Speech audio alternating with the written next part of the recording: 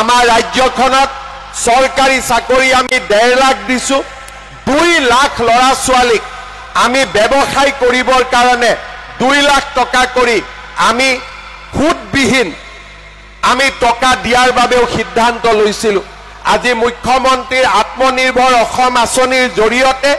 আমি 2 লাখ লৰা ছোৱালীক 2 লাখ টকা কৈ দিম যাতে তেওঁলোকে নিজৰ ভৰিৰ ওপৰত নিজে থিয় হৈ ব্যৱসায় বাণিজ্য কৰিব পাৰে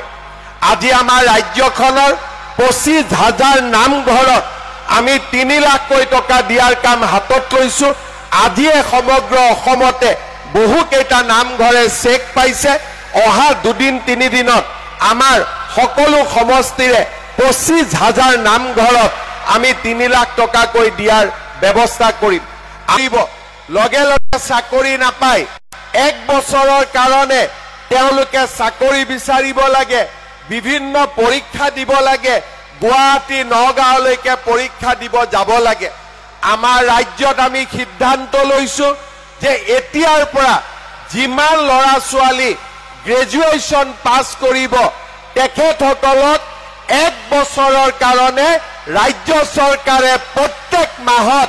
2,500 টকা কৰি তেওঁলোকৰ বেংকৰ একাউণ্টত জমা দিব যাতে আমাৰ ডিগ্ৰী পাছ কৰা লৰা ছোৱালী বিলাকে দেউতাক মাকক হাত পাতিব নালাগে তেওঁলোকে যাতে অন্তত নিজে এটা বছৰ চৰকাৰী চাকৰি হওক বেচৰকাৰী চাকৰি হওক তেওঁলোকে বিচাৰিবৰ কাৰণে সুবিধা পায় শ্ৰদ্ধাৰ আই মাতৃসকল আমি আপোনালোকক কৈছিলো যে আমি মহিলা আত্মসহায়ক গোটসমূহৰ সদস্যসকলক আমি 10,000 টকা কৰি দিয়াৰ ব্যৱস্থা কৰিম আপোনালোকক জনাবলৈ পাই মই ভাল পাইছো মানুহৰ ঘৰত ৰেচন কাৰ্ড নাছিলে আমি লাহে লাহে সকলো মানুহক ৰেচন কাৰ্ড দিছো আৰু 6 মাহত আৰু 6 লাখ পৰিয়ালক আমি ৰেচন কাৰ্ড দিবৰ বাবে সিদ্ধান্ত গ্ৰহণ কৰিছো আজি ৰেচন কাৰ্ডখন হল আমি হস্পিটালত গলো 5 লাখ টকালৈকে বিনামূলীয়া সাহায্য আজি 5 লাখ টকালৈকে বিনামূলীয়া ট্ৰিটমেন্ট আৰু ৰেচন কাৰ্ডত বিনামূলীয়া চাউল কিন্তু মই তাতে সন্তুষ্ট নহয় এতিয়া আপোনালোকৰ কাৰণে আমি কি সিদ্ধান্ত লৈছো যে যাৰ ৰেচন কাৰ্ড আছে তাক আমি ৰেচনৰ দোকানত বজাৰতকৈ 25 টকা কম দামত আমি আপোনালোকক 1 কেজি কৈ দালি দিয়া আৰম্ভ কৰিম বজাৰত যদি 90 টকা দাম আপোনালোকে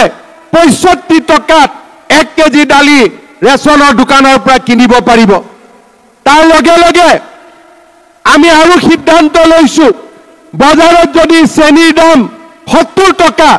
আপোনালোকে ৰেচনৰ দোকানত 25 টকা কমত 45 টকাত আপোনালোকে 1 কেজি চেনি কিনিব পাব আজি নিমখ আমি 10 টকা কম দামত বজাৰতকৈ কম দামত আমি 1 কেজি নিমখ আপোনালোকক ৰেচন কাৰ্ডত লব দিবৰ বাবে আমি সিদ্ধান্ত গ্ৰহণ কৰিছো তাৰ মানে অৰুণোদয় ঘৰত আহিলে 1 কেজি ইলেক্ট্ৰিচিটিৰ দাম কমিলে 1 টকা দাম কমিলে আৰু লগতে আমি ধান বিক্ৰী কৰিলে 250 টকা সৰিয়হ বিক্ৰী কৰিলে 500 টকা 1 এপ্ৰিলৰ পৰা আমি বেছিকৈ পাম আৰু লগতে ৰেচন কাৰ্ডত এতিয়া অকল চাউল আমি নাপাওঁ এতিয়াৰ পৰা ৰেচন কাৰ্ডত আমি 1 কেজি দালি 1 কেজি চেনি বজাৰতকৈ 25 টকা কম দামত পাম আৰু 1 কেজি নিমখো আমি বজাৰতকৈ 10 টকা কম দামত পোৱা আৰম্ভ কৰিম শ্ৰদ্ধা ৰাইজ আজি আগতে কংগ্ৰেছে এনেকুৱা কিবা কাম কৰিছিল নেকি আপোনালোকৰ কাৰণে কংগ্ৰেছে কেতিয়াবা কৰিছিল নেকি আজি আমি কি সিদ্ধান্ত লৈছো যোৱাবাৰ যেতিয়া লোকসভা ইলেকশ্যনত মই বকুত আহিছিলো মই ৰাইজক সুধিছিলো যে প্ৰধানমন্ত্ৰী আৱাস যোজনাৰ ঘৰৰ জিঅ' টেগিং কৰিবৰ কাৰণে পইচা দিব লাগে নেকি আপোনালোকে মোক কৈছিলে যে 20,000 25,000 টকা আমি ঘোষ দিব লাগে এইবাৰ আমি কি কৰিছো যে জিঅ' টেগিং কোনে কৰিব আমাৰ জীৱিকা সখী বাইদেউবিলাকে আপোনালোকৰ ঘৰত গৈ জিঅ' টেগিং কৰি দিব আৰু মই কি সিদ্ধান্ত লৈছো যে যদি জিঅ' টেগিং জীৱিকা সখী বাইদেউসকলে নকৰে আমি নিজৰ জিঅ' টেগিং নিজেই কৰি পেলাই চৰকাৰক আমি জমা দিব পাৰিম